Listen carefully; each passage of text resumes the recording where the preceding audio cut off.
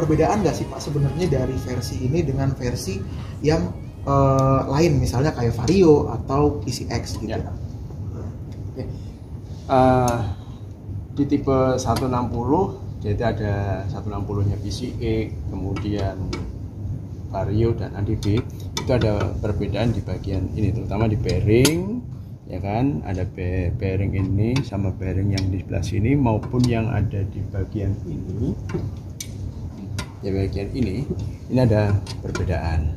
Ya, ada perbedaan di diameternya dalam maupun diameternya yang luar ini beda. Gitu. Sedangkan yang di bagian shaftnya pun juga sama. Shaftnya juga beda. Shaftnya itu di diameter yang ini beda, sama di diameter yang di tengah ini juga beda. Panjang shaftnya pun juga beda antara Vario kemudian PCX ya beda. Itu kalau mama PCX sama ADV itu beda di bagian bearingnya. Ya, di bagian bearingnya ini beda. Seperti itu. Pak. Kalau teknologi ESP-nya yang RIP ini tetap masih sama. Masih sama ya Pak ya. Oke Pak Hendro mau tanya. Perbedaan ini dibuat berdasarkan alasan apa Pak? Mungkin dari bobot atau apa? Ya memang untuk membedakan karakter motornya itu masing-masing. Jadi memang dari sinilah nanti perbedaan karakter dari masing-masing motor itu terlihat gitu Pak Hendro. Ya, apa Pak yang bisa dirasakan secara orang awam gitu? Dari tarikan pertama otomatis antara PCX sama ADV juga pasti beda. Terus top speed juga pasti beda. Seperti itu. Jadi mesinnya sama. Secara overall sama. Bedanya hanya di itu ya Pak? Bedanya di sini. Kemudian kalau yang dengan punyanya si Vario itu bedanya di bagian CVT-nya juga beda. CVT-nya beda. Tapi kalau yang di PCX sama ya. Bedanya apa Bedanya Pak? di bagian driven pulley. Kita lihat ini.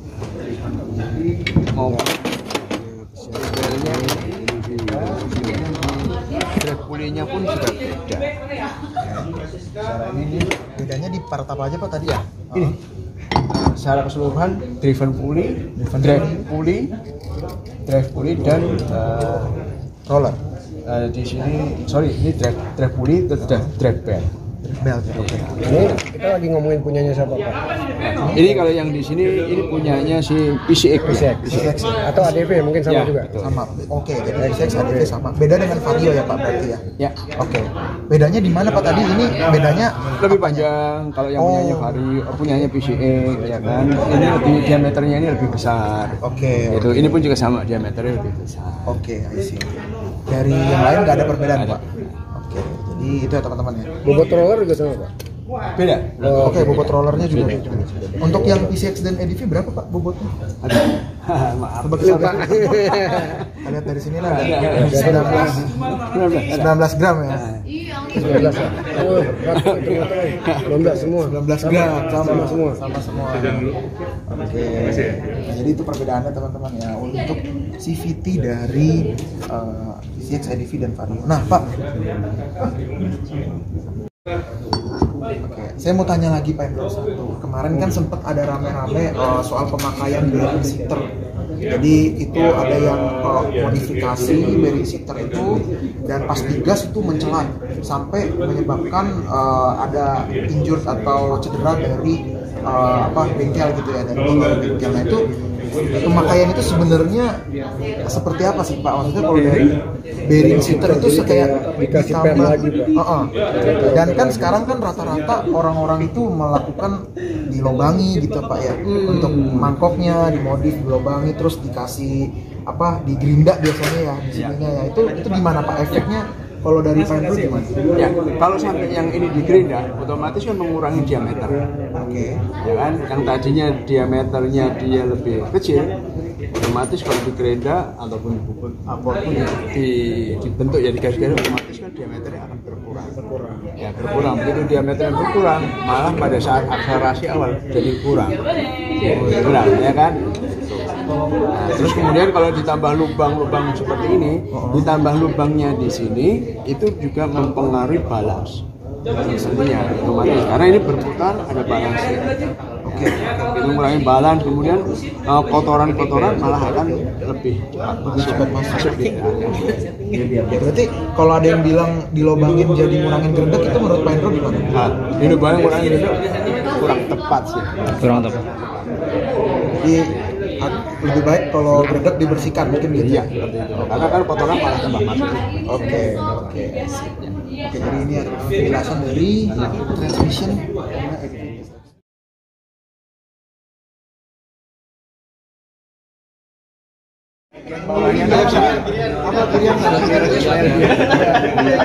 Kemudian bedain di atas di sini untuk pengikatannya mengikat engine, memegang engine-nya dia akan lebih kuat. Jadi daripada posisi yang di bawah. Memang teknologi yang ini sebenarnya udah dari awal. Yang 125 ya, fisik 125 itu udah dari awal. Sekarang sebenarnya udah di 13 terus soal ini Pak. Sampai bisa belum. Dia masih menggunakan bulan bulan, cuma baru desainnya baru. Alasannya kenapa nggak? Ya. Kenapa belum menggunakan ESAP? Ya memang teknologi yang ESAP itu memang bagus. Cuma untuk digunakan di motor ini berarti kita perlu banyak hal perubahan di semuanya ya. Sedangkan yang ada sekarang itu kan teknologi yang ESAP itu baru di 100 yang menggunakan flat tank. Karena yang punyanya Vario 160 itu frame-nya hampir sama basicnya dari punyanya si apa namanya dari basicnya posisinya itu di sebelah sini ya. Nah, kalau di sini sama kering ya, masih menggunakan coba gede. Udah dibondong. Itu ada kalau ESAP sama yang populer biasa. Kalau ESAP itu akan lebih ringan, lebih risik. Kalau ini pun juga sudah dibuat lebih ringan dibanding yang sebelumnya. Jadi tujuannya adalah membuat motor yang baru itu kita akan